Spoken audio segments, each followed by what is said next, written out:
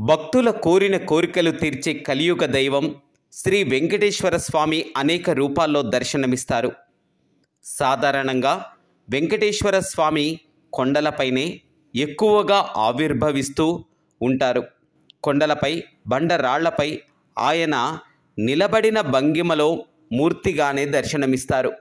అలా కాకుండా వెంకటేశ్వర స్వామి శయన ముద్రలో దర్శనమివ్వటం చాలా అరుదు. అలాంటి అరుదైన మూర్తి అమ్మపేటలో కనిపిస్తారు.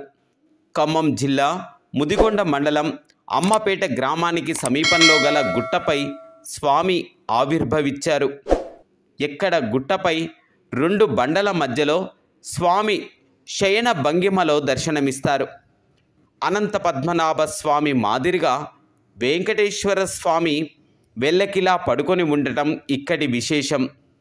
అర్చక స్వాములు బండరాళ్ల మధ్యలో నుంచి దూరి నిత్య పూజలు నిర్వహిస్తారు. ఇక ఈ గుట్ట భాగంలోనే ఒకవైపున పొడవైన బండరాయి విమానం ఆకారంలో కనిపిస్తుంది. దీనిపైన స్వామివారు విహరిస్తూ ఉంటారని భక్తులు విశ్వసిస్తూ ఉంటారు. ఈ స్వామివారిని దర్శిస్తే కోరిన కోరికలు తీరడమే కాకుండా సకల రోగాలు హరిస్తాయని, వైకుంఠ ప్రాప్తి లభిస్తుందని భక్తుల ప్రగాఢ విశ్వాసం.